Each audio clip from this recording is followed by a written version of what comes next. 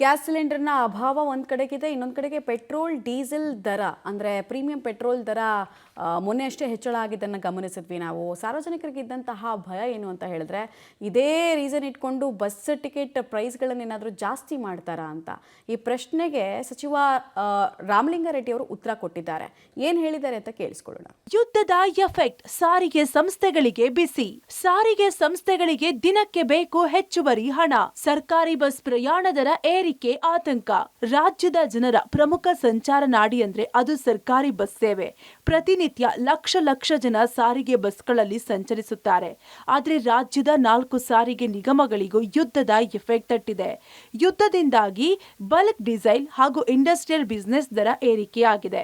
ಇದರಿಂದ ಸಾರಿಗೆ ಸಂಸ್ಥೆಗಳಿಗೆ ಒಂದು ದಿನಕ್ಕೆ ಕೋಟ್ಯಾಂತರ ರೂಪಾಯಿ ಹೆಚ್ಚುವರಿಯಾಗಿ ಬೇಕಾಗಿದ್ದು ನಷ್ಟವಾಗಲಿದೆ.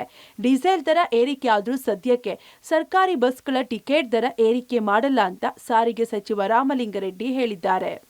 ಯುದ್ಧ ನಡೀತಾ ಇರೋದ್ರಿಂದ ಅಲ್ಲಿ ನಮಗೆ ಡೀಸೆಲ್ಲು, ಪೆಟ್ರೋಲು, ಗ್ಯಾಸು ಬರೋದಕ್ಕೆ ಸ್ವಲ್ಪ ಕಡಿಮೆ ಆಗ್ತಾ ಇದೆ. ಅಲ್ಲಿ ಟಿಕೆಟ್ ದರ ಹೆಚ್ಚಾಗ್ಬೋದು ಅಂತ ಊಹೆ ಮಾಡ್ಕೊಂಡು ಹಾಕಿದ್ದಾರೆ. ಆ ಥರದ ಪ್ರಸ್ತಾವನೆ ನಮ್ಮ ಮುಂದೆ ಯಾವುದೂ ಕೂಡ ಇಲ್ಲ. ಬಸ್ ಟಿಕೆಟ್ ದರ ಏರಿಸಲ್ಲ, ಸಚಿವ ರಾಮಲಿಂಗಾರೆಡ್ಡಿ ಸ್ಪಷ್ಟನೆ. ಸಾರಿಗೆ ಸಂಸ್ಥೆಗಳ ಬಸ್ ಟಿಕೆಟ್ ದರವನ್ನ ಏರಿಸಲ್ಲ ಅಂತ ಸಾರಿಗೆ ಸಚಿವ ರಾಮಲಿಂಗಾರೆಡ್ಡಿ ಸ್ಪಷ್ಟನೆ ನೀಡಿದ್ದಾರೆ. ಒಂದು ದಿನಕ್ಕೆ 14.29 ಕೋಟಿಯಷ್ಟು ಡೀಸೆಲ್ ಬೇಕು. ಯುದ್ಧ ಮುಂದೆ ಏನಾಗಲಿದೆಯೋ ಗೊತ್ತಿಲ್ಲ. ಯುದ್ಧದ ತೀವ್ರತೆ ನೋಡಿಕೊಂಡು ಕೇಂದ್ರ ಸರ್ಕಾರಕ್ಕೆ ಮನವಿ ಮಾಡಲಾಗುವುದು ಅಂತ ಸಚಿವ ರಾಮಲಿಂಗಾರೆಡ್ಡಿ ಪಬ್ಲಿಕ್ ಟಿವಿಗೆ ಹೇಳಿದ್ದಾರೆ. ನಮಗೆ ಪ್ರತಿದಿನ 14.29 ಕೋಟಿ ರೂಪಾಯಿಗಳಷ್ಟು ಡೀಸೆಲ್ ನಾವು ಪ್ರತಿದಿನ ತಗೊಳ್ತೀವಿ 4 ಕಾರ್ಪೊರೇಷನ್ಗೆ. ಈಗಿನ ಟಿಕೆಟ್ ದರ ಏರಿಸೋ ಪ್ರಸ್ತಾವನೆ ನಮ್ಮ ಮುಂದೆ ಇಲ್ಲವೇ ಇಲ್ಲ.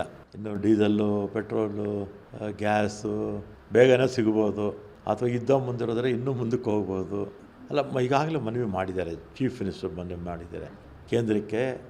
ನಮ್ಮ ಮುಖ್ಯಮಂತ್ರಿಗಳಾದ ಸಿದ್ದರಾಮಯ್ಯನವರು ವಿಶೇಷವಾಗಿ ಗ್ಯಾಸ್ ಬಗ್ಗೆ ಈಗಾಗಲೇ ಕೇಂದ್ರ ಸರ್ಕಾರಕ್ಕೆ ಪತ್ರನ ಬರೆದಿದ್ದಾರೆ. ಪೆಟ್ರೋಲು, ಡೀಸೆಲ್ ಬಗ್ಗೆ ಕೂಡ ಬರೆದಿದ್ದಾರೆ, ಇಲ್ಲೋ ಗೊತ್ತಿಲ್ಲ. ಆದರೆ ನೋಡಿಕೊಂಡು ಅದನ್ನು ಮಾಡಿ. ಟಿಕೆಟ್ ದರ ತಕ್ಷಣ ಇಲ್ಲಮ್ಮ. ಇನ್ನು ರಾಜ್ಯದಲ್ಲಿ ಸುಮಾರು 25,000ಕ್ಕೂ ಹೆಚ್ಚು ಬಸ್ಗಳಿವೆ. ಬಲ್ಕ್ ಆಗಿ ಹೋಲ್ಸೇಲ್ ದರದಲ್ಲಿ ತೆಗೆದುಕೊಂಡ್ರು ಡೀಸೆಲ್ ದರ ಏರಿಕೆಯ ಬಿಸಿ ತಟ್ಟಲಿದೆ. ಇನ್ಸ್ಟಿಟ್ಯೂಷನಲ್ ಬಿಸಿನೆಸ್ ಡೀಸೆಲ್ ರೇಟ್ 87 ರೂಪಾಯಿ ಇದ್ದು ಇದೀಗ 114 ರೂಪಾಯಿ ಆಗಿದೆ. ಇದರಿಂದ ಸಾರಿಗೆ ನಿಗಮಗಳಿಗೆ ಹೊಡೆತ ಬೀಳಲಿದೆ. ಇನ್ನು ಕೆಎಸ್ಆರ್ಟಿಸಿ ಒಂದರಲ್ಲೇ 8,800ಕ್ಕೂ ಹೆಚ್ಚು ಬಸ್ಗಳಿದ್ದು ಹಳೆಯ ದರದಂತೆ ಒಂದು ದಿನಕ್ಕೆ 670 ಕಿಲೋ ಲೀಟರ್ ಡೀಸೆಲ್ ಬೇಕಾಗುತ್ತದೆ. ಇನ್ನು ಬಿಎಂಟಿಸಿಯಲ್ಲಿ ಪ್ರತಿನಿತ್ಯ 6,600ಕ್ಕೂ ಹೆಚ್ಚು ಬಸ್ಗಳು ಸಂಚರಿಸುತ್ತಿದ್ದು ಪ್ರತಿನಿತ್ಯ 262 ಕಿಲೋ ಲೀಟರ್ ಡೀಸೆಲ್ ಬೇಕಾಗುತ್ತದೆ. ಹಾಗೆಯೇ ಕೆಕೆಆರ್ಟಿಸಿಗೆ ಪ್ರತಿನಿತ್ಯ 340 ಕಿಲೋ ಲೀಟರ್ ಡೀಸೆಲ್ ಹಾಗೂ ವಾಯುವ್ಯ ಸಾರಿಗೆ ಬಸ್ಗಳಿಗೆ 366 ಕಿಲೋ ಲೀಟರ್ ಡೀಸೆಲ್ ಬೇಕಾಗಿದೆ. ಒಟ್ಟು 4 ಸಾರಿಗೆ ನಿಗಮಗಳಿಗೆ 1,638 ಕಿಲೋ ಲೀಟರ್ ಡೀಸೆಲ್ ಬೇಕಾಗುತ್ತಿದ್ದು ಒಟ್ಟು 14.29 ಕೋಟಿ ರೂಪಾಯಿ ಬೇಕಾಗಲಿದೆ. ಮುಂದಿನ ದಿನಗಳಲ್ಲಿ ಸಾರಿಗೆ ನಿಗಮಗಳಿಗೆ ಈ ದರ ಏರಿಕೆಯಿಂದ 4 ಕೋಟಿಯಷ್ಟು ಹೊರೆ ಬೀಳಲಿದೆ ಎನ್ನಲಾಗಿದೆ. ಒಟ್ನಲ್ಲಿ ಈ ಡೀಸೆಲ್ ದರ ಏರಿಕೆ ಮಾಡಿದ್ರೂ ಸದ್ಯಕ್ಕೆ ಸಾರಿಗೆ ನಿಗಮಗಳ ಬಸ್ ಟಿಕೆಟ್ ದರ ಏರಿಕೆ ಇಲ್ಲ. Aruna Shiraguppi, public TV, Bengaluru.